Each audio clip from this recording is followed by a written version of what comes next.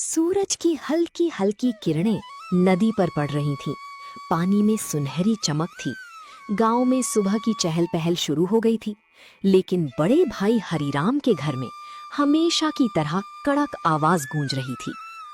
अरे ओ शिवा, उठ जा, कब तक सोता रहेंगे? देख, मैं तुझसे बड़ा हूं। जब तक मैं जिंदा हूं तुझे आराम करने का हक नहीं। छोटा भाई शिवराम, जो अभी अभी जागा था, चुपचाप उठ गया। उनकी पत्नी राधा भी डर कर खड़ी हो गई। मेरी ही छांव में रहकर पेट भरता है, घर भी मेरे नाम का, खेत भी मेरे नाम का। तेरा तो कुछ भी नहीं है शिवा। याद रख, अगर मेरा दिल बड़ा ना होता तो तू सड़क पर बैठा होता। पक्का क्या? तेरी औकात क्या है? तेरा तो कुछ भी नहीं है शिवा। कभी आईने में देखा है खुद को? तू तो बस मेरा दिया हुआ एक टुकड़ा है जो भीख की तरह मैं तुझे डाल देता हूं। याद रख, अगर मेरा दिल इतना बड़ा नहीं होता तो आज तू सड़क पर भीख मांगता फिरता। हरिराम हर रोज उसे ताने देता है। शिवराम चुप था। उसने कभी जवाब नहीं दिया। उनके माता पिता बचपन में ही मर गए थे। बड़ा भाई ही उसे पाल पोस कर बड़ा किया था। लेकिन जैसे जैसे हरिराम की उम्र और दौलत बढ़ी, उसका दिल सिकुड़ता चला गया। हरिराम की पत्नी भगवती भी वैसी ही थी, हमेशा ताने देती। देखिए जी, बारिश आने वाली है। कह दीजिए इस निकम्मे से, इस कामचोर से कि जल्दी से घर के बाहर का कीचड़ साफ कर दें। सारे गांव वाले हमारे घर के सामने से ही तो गुजरते हैं। अगर रास्ता गंदा हो गया तो लोग क्या कहेंगे? कहेंगे कि इतने बड़े खेत, इतने मवेशी, इतना सोना रखने वाले हरिराम के घर के आगे कीचड़ भरा पड़ा है। लोग हंसेंगे हम पर। इज्जत का भी कोई मोल होता है। लेकिन इसको क्या फर्क पड़ता है? इसे तो बस रोटी चाहिए खाने को, चाहे घर की इज्जत मिट्टी में मिल जाए। सुबह से पड़ा हुआ है जैसे कोई राजा हो। रोज इसे देखकर मन जलता है। घर में पालतू जानवर भी इससे ज्यादा काम के होते हैं। कहिए इससे उठे और साफ करें, वरना बारिश में ये सारा कीचड़ अंदर तक आ जाएगा और गांव वालों के सामने हमारी नाक कट जाएगी। सुन लिया ना शिवा, जा घर के आगे का रास्ता साफ कर। और सुन, मवेशियों के लिए चारा भी काट ला। मुझे खेत देखने जाना है, वहां भी काम होगा। शिवराम चुपचाप बाहर निकल गया। उसका दिल भारी था। हर दिन भाई की बातें उसे तोड़ रही थी, लेकिन फिर भी वो यही सोचता, भैया ने ही तो पाला है, उनका हक भी है डांटने का। बारिश की बूंदें अब धीरे धीरे गिरने लगी थी। आसमान में घने काले बादल थे। बूढ़ी दादी कह रही थी, अरे नदी का पानी बढ़ेगा आज, ईश्वर सबकी रक्षा करे। हरिराम खेत की ओर निकल पड़ा।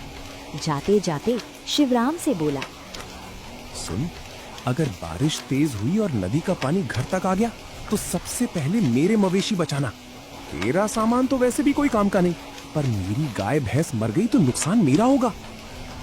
शिवराम की आंखों में आंसू आ गए, पर उसने सिर झुकाकर कहा, ठीक है भाई, जैसा आप कहें, आपका हर हुक्म सर आंखों पर।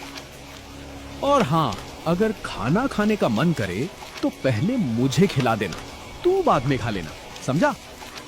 ये कहकर वो चला गया। बारिश अब तेज होने लगी थी।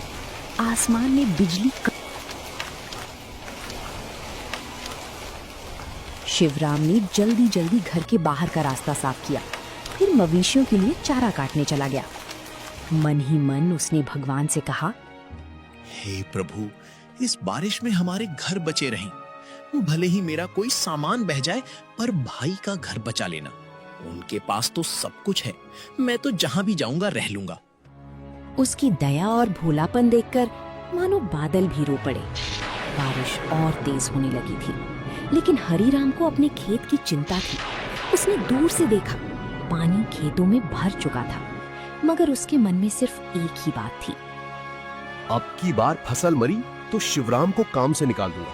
उसके पेट पर बोझ उठाने की ताकत मुझ में नहीं। उसके मन का घमंड और लालच बारिश के पानी से भी ज्यादा गहरा था। बारिश की बूंदें अब तेज होकर मूसलधार बन चुकी थीं। गांव के लोग अपने अपने घरों को मजबूत करने में लगे थे। नदी का पानी उफनकर किनारों से बाहर आने लगा था। उसी समय हरिराम घर लौट आया। मूड और भी खराब था। खेत का आधा हिस्सा पानी में डूब चुका था। आते ही उसने देखा शिवराम ने चारा काटा नहीं था।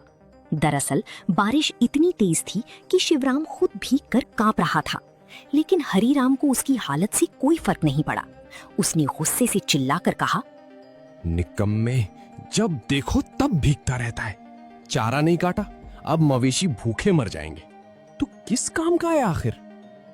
भाई बारिश बहुत तेज थी, माफ कर दो, मैं अभी काट लाता हूँ।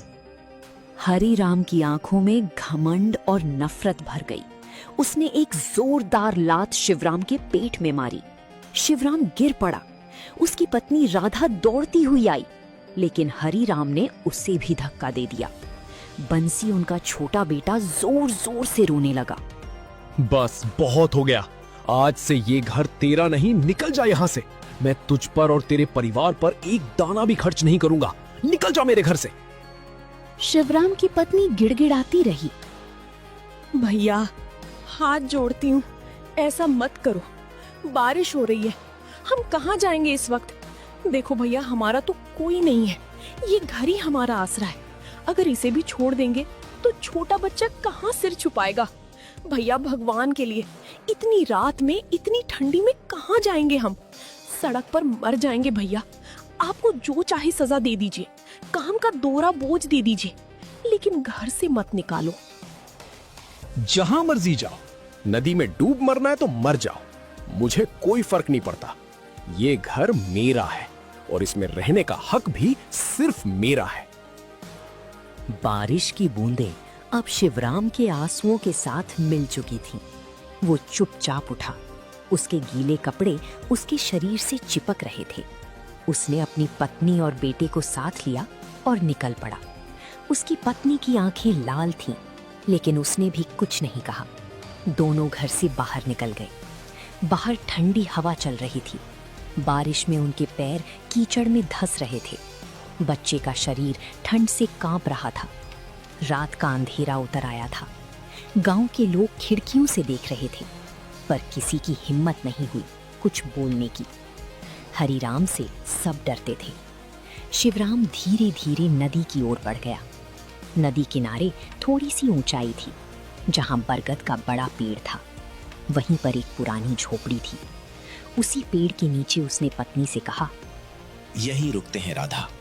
देखो, ये पेड़ की जड़ें भले ही बाहर निकल आई हैं, ये झोपड़ी भी पुरानी और टूटी फूटी है, लेकिन हमारे लिए ये भी किसी महल से कम नहीं है। कम से कम हमारे सिर पर एक छत तो होगी। ईश्वर ने हमें हर मुश्किल से बचाया है राधा, आज भी बचाएंगे, मुझे पूरा भरोसा है। हमारे दुख के दिन जल्दी ही खत्म होंगे, हमें बस हिम्मत नहीं हारनी है। जब तक ये सांसें चल रही हैं, मैं तुझे कभी भी खुले आसमान के नीचे सोने नहीं दूंगा। सुनिए जी, हमने किसी का क्या बिगाड़ा था? हम तो हमेशा सबका भला ही चाहते थे, फिर भी भैया ने हमें क्यों निकाल दिया? उनका दिल इतना कठोर कैसे हो गया? हम तो अपने हक का भी नहीं मांग रहे थे, बस 2 रोटी और सिर छुपाने की जगह चाहिए थी। क्या यही हमारा कसूर था? भगवान ही जाने अब हमारा क्या होगा। राधा मत रो, बंसी को ठंड लग जाएगी, उसका बदन कांप रहा है। अगर तू ऐसे टूट जाएगी ना तो मैं भी कमजोर पड़ जाऊंगा। मैं अभी जाता हूँ गांव के बाहर, वहां पेड़ के नीचे सूखी घास पड़ी थी, वहीं ले आता हूँ। देख लेना, इसी बारिश में, इसी ठंडी रात में हम अपना घर सजाएंगे।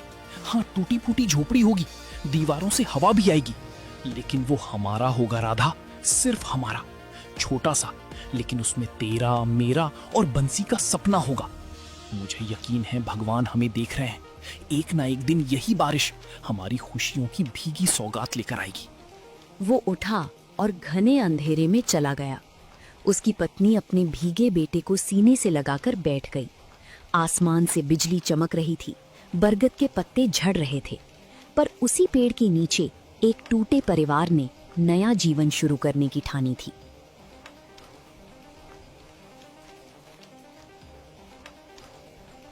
बारिश की बूंदें थमती नहीं थीं। शिवराम, राधा और बंसी नदी किनारे बरगद के पेड़ के नीचे झोपड़ी में बैठे कांप रहे। बंसी भूख से रोने लगा। उसकी रोती आवाज सुनकर राधा भी रो पड़ी।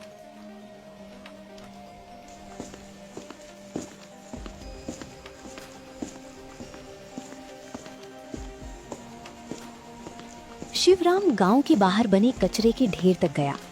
वहां लोगों द्वारा फेंकी गई सड़ी गली सब्जियां और पत्तियां पड़ी थीं।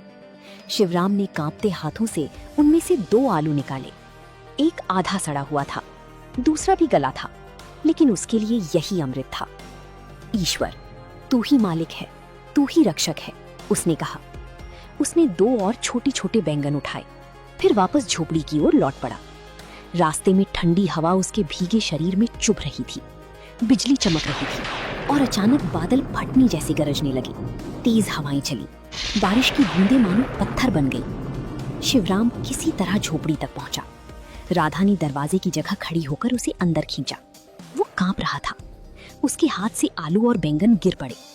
राधा ने जल्दी से उन्हें उठाया और रोती हुई बोली, अरे तुम भीग क्यों गए शिवा? देखो तो सही, बारिश कितनी तेज हो रही है। तुम्हारा सारा बदन कांप रहा है, कपड़े भीगी चादर जैसे चिपक गए हैं। तुम ऐसे बाहर क्यों निकल गए थे? अगर तुम्हें कुछ हो गया तो हम कैसे जिएंगे? मुझे बहुत डर लग रहा है। राधा, मत घबरा। आग तो नहीं जला सकते इस बारिश में, पर देखो, मैं कुछ भुट्टे ले आया हूँ। इन्हें ऐसे ही खा लेना। भले ही कच्चे हैं, लेकिन तुम्हें और बंसी को थोड़ी ताकत तो मिलेगी। मैं ठीक हूँ राधा, मुझे भूख नहीं है, ठंड भी नहीं लग रही। बस तुम दोनों खा लो। तुम्हें मजबूत रहना होगा। तुम्हारे लिए ही तो मैं सांसें ले रहा हूँ। तभी अचानक जोरदार हवा चली और झोपड़ी की आधी छत उड़ गई। ठंडा पानी भीतर गिरने लगा। बंसी डर से रोने लगा। राधा भी कांप गई। बारिश का कहर बढ़ता ही जा रहा था। हर तरफ अंधेरा, ठंडी हवा, बिजली की डरावनी चमक और उस वीरान झोपड़ी में 3 बेसहारा लोग।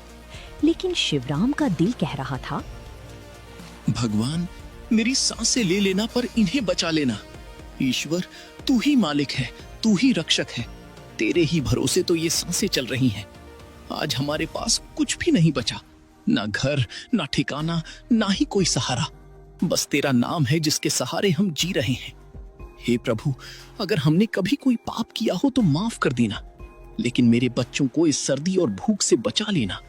तू ही हमारा सहारा है, तू ही हमें हिम्मत देता है। जब जब दुनिया ने मुंह मोड़ा है, तभी तेरा हाथ हमारे सिर पर महसूस हुआ है। इस बार भी हमें अकेला मत छोड़ना। उस रात उसने ठंड से कांपते हुए अपनी भीगी पत्नी और बेटे को सीने से लगाए आंखें बंद कर ली। बारिश की बूंदें जैसे उसके चेहरे पर पड़ते हुए कह रही थीं, संघर्ष तो अभी शुरू हुआ है। बारिश लगातार 3 दिनों से हो रही थी। नदी का पानी किनारे तोड़कर बहने लगा था। झोपड़ी की दीवारें गीली होकर गल रही थीं। छप्पर टपक रहा था। अंदर बंसी ठंड और भूख से कांप रहा था। राधा का भी बुरा हाल था। उसकी आंखों के नीचे काले गड्ढे पड़ गए थे। 3 दिनों से उनके पेट में भरपेट खाना नहीं गया था। उस रात तेज हवा और बारिश की आवाज से झोपड़ी कांप रही थी। राधा ने कांपती आवाज में कहा, सुनिए जी, अब क्या होगा? देखिए ना, ये झोपड़ी भी कब गिर जाए कुछ भरोसा नहीं। हर तरफ से पानी टपक रहा है। अगर ये गिर गई तो हम कहाँ जाएंगे? बंसी को देखिए, उसे तेज बुखार है, उसकी सांस भी भारी हो रही है। उसके लिए तो दूध तक नहीं है हमारे पास। हम आखिर कब तक यूं ही जिंदा लाशों की तरह जीते रहेंगे? राधा, मैं भैया के पास जाऊंगा। जो भी हो, बच्चे की जान तो बचानी ही है। मैं उनसे थोड़ा सा दूध ही तो मांगूंगा। अगर उनका दिल पिघल जाए तो शायद बंसी बच जाए। भले ही मुझे कुछ भी सुनना पड़े, पर मैं जाऊंगा। भैया वापस घर लेंगे हमें। सच कहूं तो अगर आपके भाई ने आपको आपके हिस्से की जमीन दी होती तो आज हमारे पास भी एक मजबूत घर होता। लेकिन उन्हें तो बस यही लगा कि आपको पाला पोसा है तो आपके माँ बाप के हिस्से की जमीन पर भी उनका हक है। उन्होंने तो कभी ये जरूरी ही नहीं समझा कि वो जमीन आपकी भी थी। और आपने भी तो कभी अपना हिस्सा नहीं मांगा। क्यों?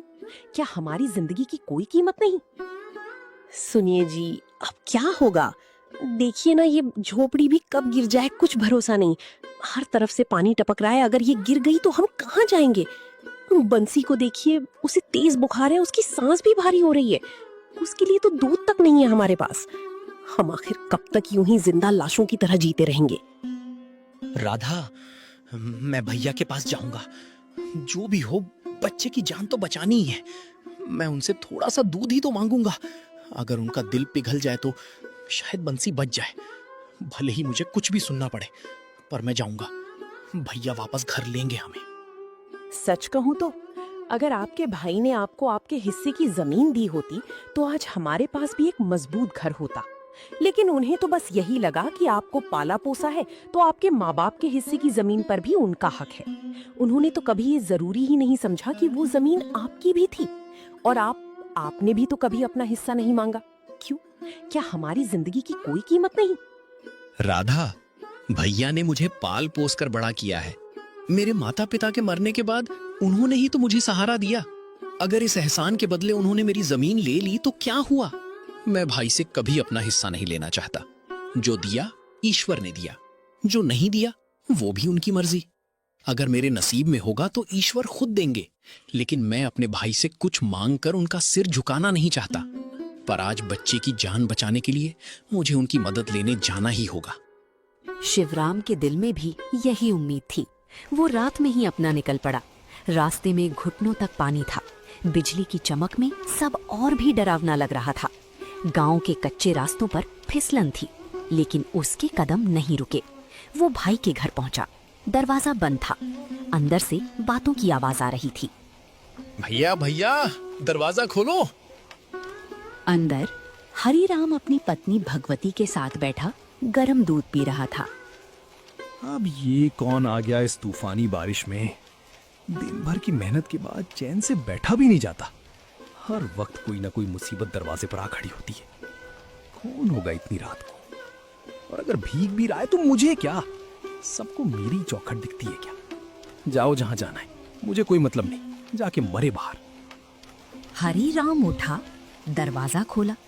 सामने शिवराम को देखकर उसका चेहरा तमतमा गया। उसने तिरस्कार भरी नजरों से पूछा, क्यों आया यहाँ? क्या चाहिए तुझे इस वक्त? दिन हो या रात, हर वक्त भीख मांगने चला आता है, जैसे हमारी ही छाती पर मूंग डलनी है तुझे।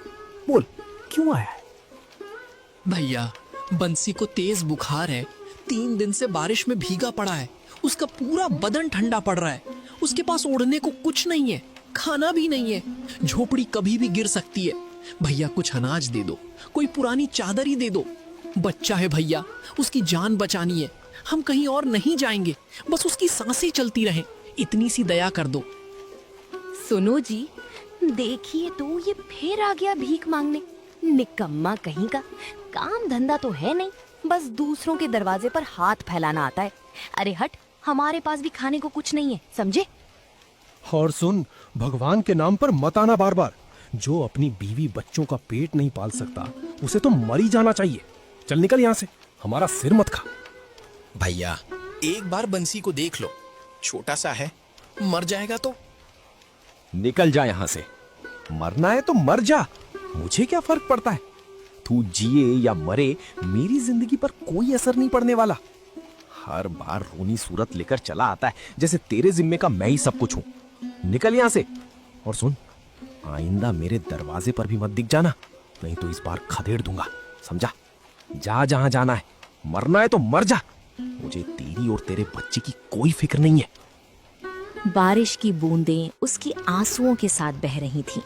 वो उल्टे पांव लौट पड़ा। गांव के कुछ लोग अपनी अपनी खिड़कियों से देख रहे थे। शिवराम ने एक घर के आगे जाकर मदद मांगी।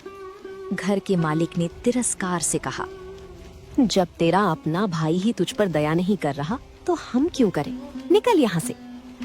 आखिरकार वो टूटे दिल से, भीगे कपड़ों और खाली हाथों के साथ फिर उसी नदी किनारे की झोपड़ी में लौट आया। राधा ने उसके चेहरे की हालत देख ली। उसने कुछ नहीं पूछा। दोनों की आंखों से आंसू चुपचाप बहते रहे।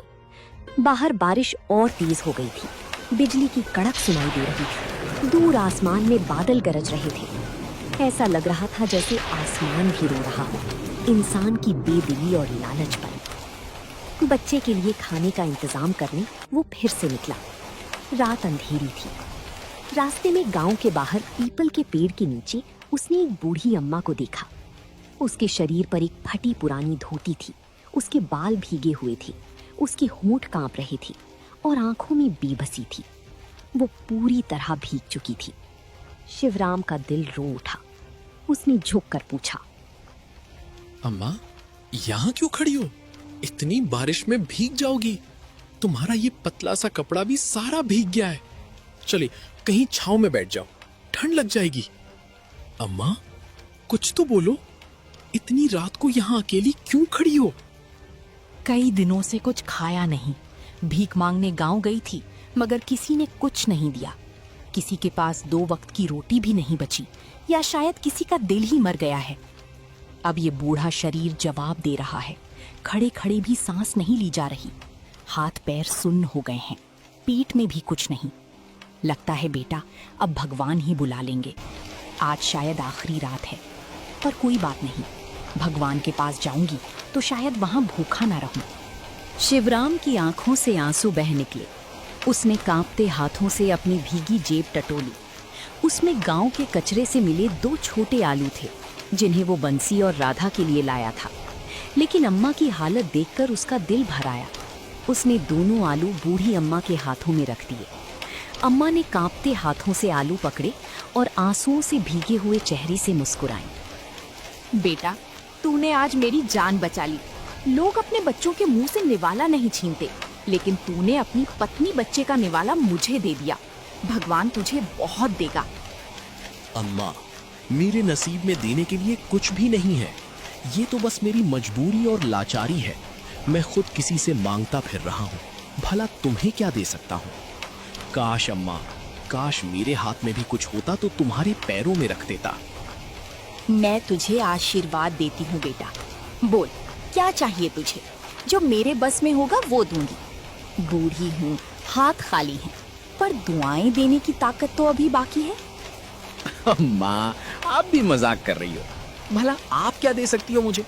लेकिन अगर सच में कुछ मांग सकता तो एक पक्का घर मांगता अम्मा। एक ऐसा घर जिसकी छत से पानी ना टपके, जिसके अंदर मेरी राधा और मेरा बंसी भीगे नहीं, ठंड से कांपे नहीं। बस एक पक्का घर, यही सपना है मेरा। जा बेटा जा, जो तूने मांगा है वो तुझे जरूर मिलेगा। आज मेरी एक इच्छा पूरी हुई है, पर तेरा सपना अधूरा नहीं रहेगा। ये मेरा आशीर्वाद है। ईश्वर तेरी ये इच्छा शिवराम पूरी को लगा करेंगे। अम्मा जा शायद बेटा, बुढ़ापे में भ्रमित तेरे हो गई दुख है। के दिन वो खत्म होंगे। चुपचाप आगे बढ़ गया। उसकी आंखों से आंसू बह रहे थे, लेकिन दिल हल्का था कि उसने किसी भूखे को खाना तो खिलाया। जब वो वापस अपनी झोपड़ी के पास पहुंचा तो उसकी आंखें फटी की फटी रह गईं। जहां वो टूटी फूटी झोपड़ी छोड़कर गया था, वहां अब एक बड़ा सा पक्का घर खड़ा था। लाल ईंटों की दीवारें, मजबूत छत, खिड़कियां और सामने एक छोटी सी ओसारी थी। राधा बैठी थी। उसके चेहरे पर हैरानी और खुशी दोनों थी। राधा ने शिवराम को देखकर रोते हुए कहा, सुनिए जी, ये घर कहाँ से आया?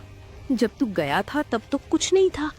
अचानक बिजली खड़ी, बादल गरजे और फिर ये घर जैसे भगवान ने बना दिया। शिवराम की आंखों से आंसू बह निकले। उसने आसमान की ओर देखा। बारिश की बूंदें अब भी गिर रही थीं, पर उसे ऐसा लगा जैसे ईश्वर खुद उसे छूकर कह रहे हो, तेरी दया और सच्चाई का फल तुझे मिल गया शिवराम। आज मुझे एक बूढ़ी अम्मा मिली थी, शायद वही फरिश्ता थी। मैंने उन्हें 2 आलू दे दिए और उन्होंने ये वरदान दिया। ये उनका आशीर्वाद है। उस रात पहली बार शिवराम और राधा ने एक पक्के सुरक्षित घर की छत के नीचे बैठकर ईश्वर को धन्यवाद दिया। बाहर बारिश थी, हवा थी, बिजली थी, पर उनके दिलों में सिर्फ शांति और कृतज्ञता थी। अगले दिन गांव में हल्ला मच गया। हर कोई यही चर्चा कर रहा था। अरे वो नदी किनारे वाला शिवराम, उसकी टूटी झोपड़ी की जगह बड़ा सा पक्का घर बन गया है, वो भी रातों रात। कहते हैं किसी बूढ़ी अम्मा ने उसे वरदान दिया, किस्मत बदल गई उसकी। ये बात हरी राम और उसकी पत्नी भगवती के कानों तक भी पहुंची। वे दोनों दरवाजे पर बैठे थे। तब एक औरत ने आकर कहा, भाभी सुना, शिवराम का घर बन गया, वो भी बड़ा सा पक्का घर। किसी बूढ़ी साध्वी ने चमत्कार कर दिया, अब वो आराम से रहेगा। भगवती का चेहरा गुस्से से लाल हो गया। उसने हरी राम की ओर देखा। देखा जी, जिस निकम्मे को अपने घर से निकाला वो आज राजा बन बैठा। सब गांव वाले भी उसकी बढ़ाई कर रहे हैं। अगर उसने उस बूढ़ी को कुछ दे दिया और उसे चमत्कार अधिकार मिल गया तो हम क्यों ना ढूंढें उसे, हमें भी वरदान मिल जाएगा। हरिराम का दिल भी जल उठा। उसका घमंड अब उसे कचोट रहा था। उसने तुर होकर कहा, हाँ, चलो उसे ढूंढते हैं। किस बूढ़ी ने उसकी किस्मत बदल दी? हम भी देंगे, कुछ और मांगेंगे, अपनी फसल की रक्षा, जमीन का विस्तार और भी बहुत कुछ।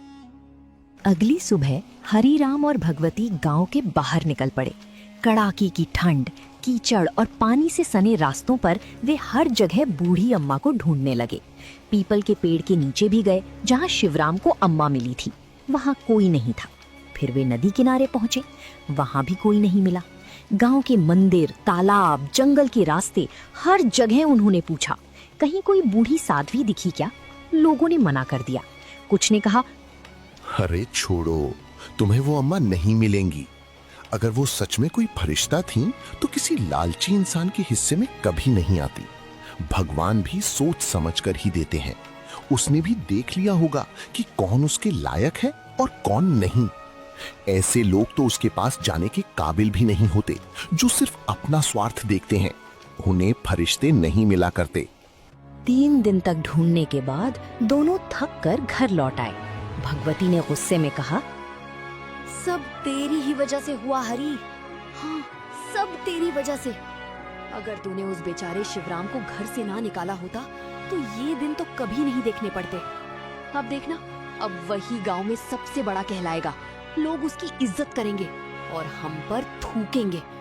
लोग कहेंगे कि हरी ने अपने ही भाई को घर से निकाल दिया था और देखो ईश्वर ने कैसे पलट दिया उसका नसीब। तूने बहुत बड़ा पाप किया है, बहुत बड़ा, और उसका फल अब हमें भुगतना पड़ेगा। मेरी वजह से? अरे मेरी नहीं, तुम्हारी वजह से हुआ ये सब। तुम ही तो दिन रात उसे कोसती रहती थी। कभी उसकी गरीबी का ताना देती, कभी उसके निकम्मेपन का। तुम्हारे ही कहने पर तो मैंने उसे घर से निकाला था। तुम ही तो कहती थी कि उसका होना ना होना बराबर है। अब क्यों मेरे सिर मर रही हो सब कुछ? सच तो ये है कि तुमने ही मेरा दिल जला दिया था उसके खिलाफ। अब भुगतो, भोगा तो तुम भी और मैं भी। हरिराम और भगवती का चेहरा उतर गया। उन्हें लग रहा था जैसे उसके हाथों से सब कुछ गिर रहा हो। उनका घमंड और लालच उन्हें अंदर ही अंदर जला रहे थे। उधर शिवराम, राधा और बंसी तीनों अपने नए घर में बहुत खुश थे। बंसी नए घर में दौड़ दौड़ कर खेलता। शिवराम हर सुबह नदी किनारे भगवान को याद करते हैं। उसकी नजर में कृतज्ञता के तूफान होते हैं। उसने मन ही मन प्रभु से कहा, तो कभी मांगा भी नहीं, तुमने इतना दे दिया, अब जीवन भर आपका ही नाम लूंगा। बाहर बारिश की बौछारें गिर रही थी। यूनिवर्सल हवा घर की खिड़की से अंदर आ रही थी। लेकिन अब डर नहीं था। अब वो पक्की छत के नीचे थे। अब उनके पास आसरा, सम्मान और संतोष था, जो हरिराम के पास हुआ भी नहीं था। कहते हैं पानी की तेज धारा और लालची दोनों का कोई भरोसा नहीं होता। जब नदी उफनती है तो अपने साथ मिट्टी, घर, पेड़ पौधे बहा ले जाती है, और इंसान जब लालच में डूबता है तो अपनापन, संस्कार सब बहा देता है।